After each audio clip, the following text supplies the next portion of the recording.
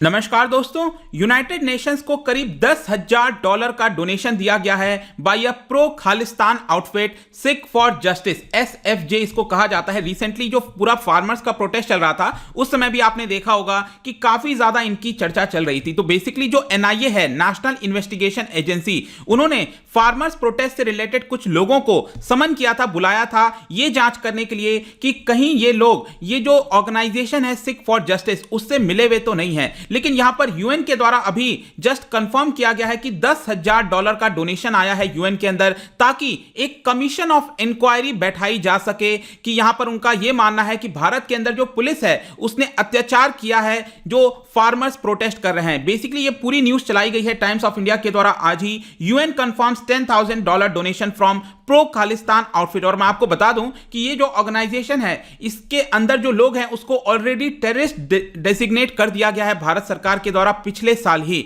तो इसको डिटेल से जानेंगे कि एग्जैक्टली है क्या ये पूरा मामला। यहां पर जो SFJ है वो चाहता क्या है यूनाइटेड नेशन से, कमीशन ऑफ इंक्वायरी क्या होती है, हर एक चीज मैं आपको बताने वाला हूं। चलिए आगे बढ़ते हैं। मैं हूं अंकित अग्रवाल और अपडेट के लिए आप मुझे फॉलो कर सकते हैं इंस्टाग्राम, फेसबुक और ट्विटर पर। मेरे लेक्चर की हर PDF आपको फेसबुक पर तो मिलेगी, प्लस साथ में आप मेरा टेलीग्राम चैनल ज्वाइन कर सकते हैं by searching Ankit Agarwal official. और यहां पर आपको पता है कि यूपीएससी का नोटिफिकेशन आ चुका है। आप अपनी प्रिपरेशन को और बेहतर करने के लिए, मजबूत करने के लिए स्टडी IQ का जो यूपीएससी कोर्स है उसको ले सकते हैं, जहां पर कॉम्प्रिहेंसिव वे में आपको सभी कुछ, जितने भी मटेरियल्स हैं एक जगह उपलब्ध हो जाएंगे। इधर उधर आपको देखने की आवश्यकता नहीं पड़ेगी। तो चलिए यहां पर आप देखते हैं कि एग्जैक्टली हुआ क्या है, हम इसके बारे में क्यों डिस्कशन कर रहे हैं।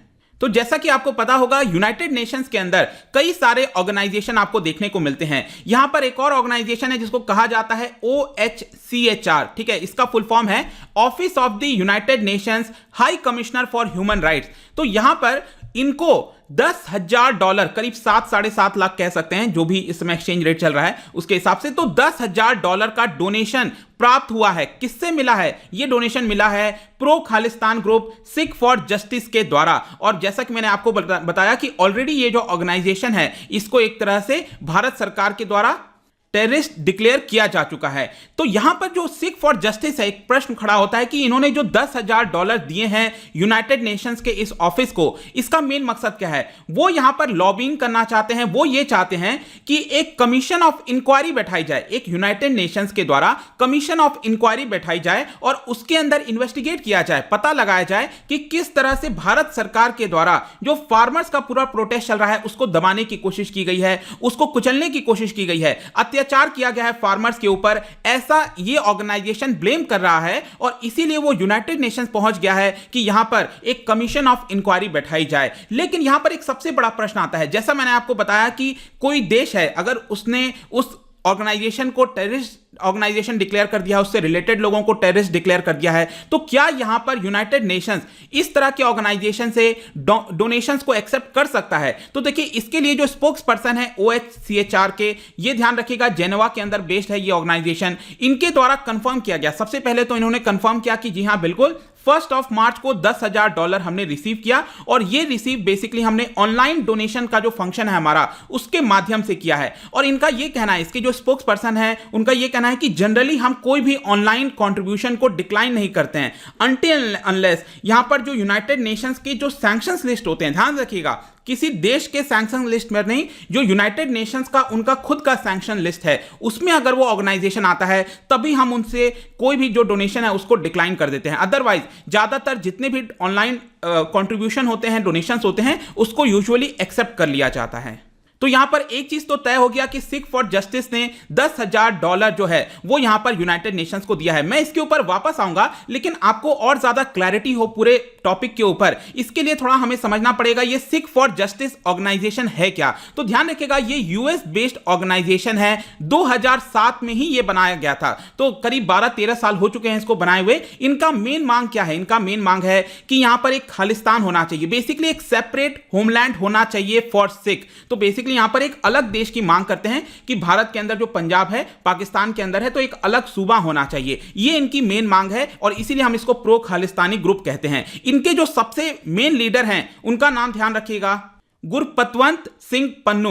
तो गुरपतवंत सिंह पन्नू इससे रिलेटेड पर्सन है और ये एक तरह से फेस हैं एसएफजे के, आप कह सकते हो लीगल एडवाइजर हैं और इनके द्वारा कई सारे एक्टिविटीज किए गए हैं, जैसे कि सिख रेफरेंडम 2020 आपने सुना होगा, ये पूरा कैंपेन चलाया गया था जो कि कोई बहुत सक्सेस नहीं रहा था और इसी को देखते हुए पिछले साल ही भारत सरकार के द्वारा, मतलब हमारी जो होम मिनिस्ट्री है, उन्होंने जुलाई के महीने में ये जो पर्सन है गुरपतवंत सिंह पन्नू, उनको यहां पर टेररिस्ट डिक्लेयर कर दिया था और इनके द्वारा अलग अलग जगह पर अगर आप देखोगे तो इस तरह के जो रेफरेंडम है उसको यहां पर चलाने की कोशिश की जाती है। ऑल्दो यहां पर लंदन हो गया, कहीं पर भी ये कोई सक्सेस देखने को यहां पर नहीं मिला है कि सपोर्ट मिला हो बड़ी मात्रा में कि हां यहां पर जो पंजाब है उसको सेपरेट होना चाहिए। तो ये पूरा मामला है एसएफजे का, ये एसएफजे है। लेकिन यहां पर एसएफजे क्या चाहता है, ये जो डोनेशन दिया गया है इसके माध्यम से जो सिख फॉर जस्टिस है वो क्या चाहता है, तो देखिए अभी तो उन्होंने $10,000 दे दिया है डोनेशन के तौर पर।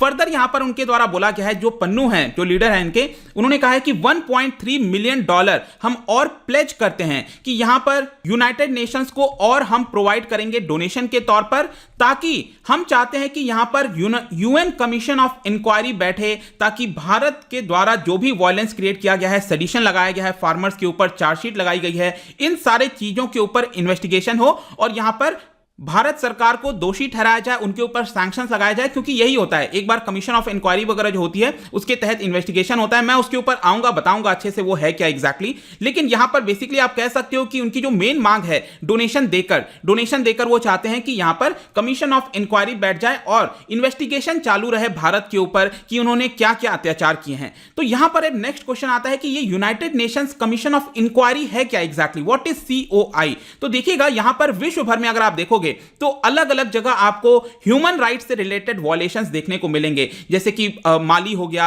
आपका सीरिया हो गया। तो वहां पर उस जगह पर जहां पर human rights, international human rights से रिलेटेड जो वॉयलेशंस होते हैं, तो उसकी जिम्मेदारी किसके ऊपर होगी। मतलब कि उस देश के अंदर अगर सपोज कोई लीडर है, सीरिया के अंदर, माली के अंदर अगर कोई लीडर है, हेड ऑफ द स्टेट है, अगर वही यहां पर गलत काम कर रहा है तो उसकी इंक्वायरी कौन करेगा। तो यह जिम्मेदारी बेसिकली यूनाइटेड नेशंस के पास होती है कि वो एक तरह की इंक्वायरी सेटअप कर सकती है, 2 लोगों की, 3 लोगों की टीम बना सकती है और वो टीम क्या करती है, उसके ऊपर इंक्वायरी करती है और एक रिपोर्ट जमा करती है और अकाउंटेबिलिटी ठहराती है। अब वो अकाउंटेबिलिटी जब ठहर जाएगा तो उसके बाद उस देश के ऊपर प्रेशर बनाया जा सकता है कि आपने ये गलत काम किया है और अगर आप इस चीज को सुधारोगे नहीं तो हम आपके ऊपर सैंक्शंस लगाएंगे। इस तरह की चीजें चलती रहती हैं। जैसे कि फॉर एग्जांपल श्रीलंका हो गया, श्रीलंका के अंदर आपने देखा होगा गृह युद्ध चला था 2008-9 तक और इसमें इल्जाम लगाया जाता है कि बहुत ज्यादा ह्यूमन राइट से रिलेटेड वॉयलेशंस हुए थे। इसको देखते हुए अभी रिसेंटली भी यूनाइटेड नेशंस के अंदर आपको पता है श्रीलंका का मामला चल रहा है और वो चाहता है कि भारत इस चीज को नकार दे कि श्रीलंका ने कोई भी अत्याचार किया है। तो ये सारी चीजें चलती रहती हैं। इनफैक्ट 1992 से अगर आप देखोगे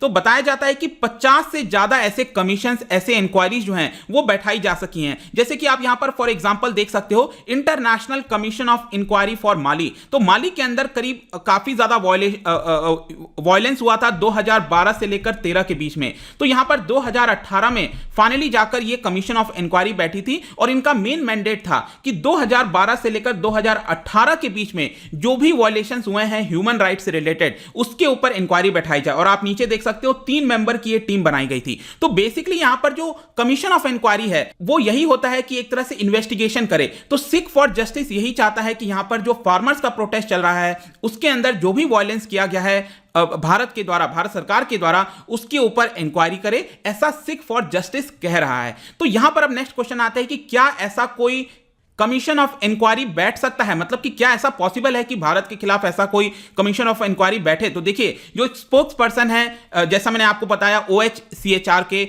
उन्होंने यहां पर अभी के लिए कहा है कि हमारा ऐसा कोई भी प्लान नहीं है, हम यहां पर कुछ भी ऐसा सच इस चीज को लेकर विचार नहीं कर रहे हैं, क्योंकि ये जो भी डिसीजन है, जो कमीशन ऑफ इंक्वायरी है, वो कौन बैठाएगा। तो बेसिकली आपने सुना होगा यूनाइटेड नेशंस के अंदर ये ऑर्गेनाइजेशन है जिसको कहा जाता है United Nations human rights council, UNHRC।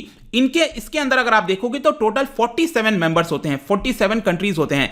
वो लोग मिलकर वोटिंग करते हैं और डिसाइड करते हैं कि क्या यहां पर किसी प्रकार की कमीशन ऑफ इंक्वायरी सेटअप करनी चाहिए। उनके द्वारा डिसाइड किया जाता है कि अगर इंक्वायरी सेटअप की जा रही है तो इसके लिए बजट कितना होगा, क्या $1 लाख होगा, $2 लाख होगा, कितना होगा? तो ये सब कुछ 47 मेंबर स्टेट्स मिलकर करते हैं। Let me tell you, human rights council के अंदर अगर आप इस समय देखोगे तो भारत भी इसका मेंबर है। आप देख सकते हो 2019 से लेकर 2021 तक, मतलब ये जो पूरा 2021 का साल है, इसमें आपको भारत भी यहां पर मेंबर देखने को मिलेगा। अलग अलग रीजन से यहां पर मेंबर्स चुने जाते हैं और हर एक देश यहां पर 3 साल के लिए चुना जाता है, जैसा कि आप देख सकते हो। तो यहां पर अभी के लिए तो लगता नहीं कहीं से भी कोई पॉसिबिलिटी है कि इस तरह की कोई इंक्वायरी बैठ पाएगी। और यहां पर मैं आपको बता दूं, जो स्पोक्स पर्सन है OHCHR के, उन्होंने यह भी कहा है कि अगर कोई ऑर्गेनाइजेशन अगर ऑनलाइन डोनेशन करता है और वो ये कहता है कि हमने ऑनलाइन डोनेशन किया है, आप इस तरह की इंक्वायरी सेटअप कर दो, तो ये गलत है। हम उनके प्रेशर में आकर कोई भी इंक्वायरी सेटअप नहीं कर सकते। इनफैक्ट स्पोक्स पर्सन के द्वारा यह भी बोला गया कि यहां पर हमने ये सारी चीजें सिख फॉर जस्टिस को बोल दी हैं और हमने उनको ऑफर भी कर दिया है कि जो 10,000 का डोनेशन आपने दिया है, आप चाहो तो वापस ले सकते हो। अगर आपको मिसअंडरस्टूड हो गया था, अगर आपको लगता था कि यहां पर आप ये डोनेशन देकर ये इंक्वायरी सेटअप करा सकते हो, तो ये पूरी तरह से गलत है। आप चाहो तो ये ले सकते हो। और लेकिन यहां पर जो सिख फॉर जस्टिस है, उन्होंने कहा है कि नहीं, ये 10,000 जो डॉलर हैं वो आप यूज कर लीजिए, जो भी आपका डेली का एक्सपेंस वगैरह है उसमें ये अब यूज हो जाएगा। लेकिन इसके अलावा भी मैं आपको बता दूं, जो सिख फॉर जस्टिस है, उन्होंने एक वेबसाइट, एक पोर्टल को लॉन्च किया है। इस पोर्टल के अंदर यह कहा है कि भारत के अंदर जो भी फार्मर्स हैं जिनके साथ मिस ट्रीटमेंट हुआ है, जो सफर किए हैं, वो अपनी जो गाथा है, मतलब उनकी जो कंप्लेन है, वो यहां पर पोर्टल के अंदर बता सकते हैं। और जो भी उनकी कंप्लेन होगी, हम उसको डायरेक्टली जो office for United Nations human rights की जो काउंसिल है OHCHR, उसको हम भेज देंगे। यहां पर आप जो भी आपके साथ दिक्कत हुई है,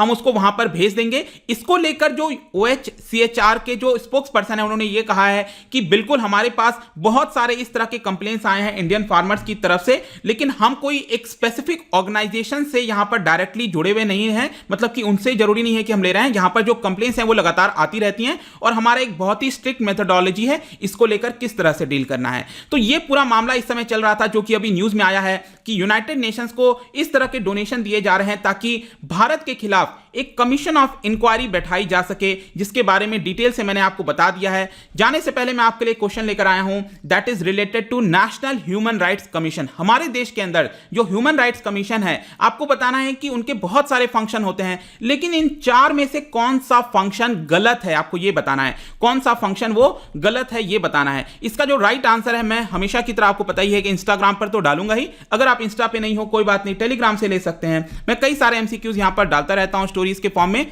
आप जाकर प्ले कर सकते हो। अगर आप मुझसे इकोनॉमी पढ़ना चाहते हैं, कोई भी कोर्स परचेज करना चाहते हैं, स्टडी IQ ऐप पर जा सकते हैं। आई होप कि वीडियो आपको पसंद आया होगा। मिलता हूं आपसे next time. Till then, thank you very much, see you soon.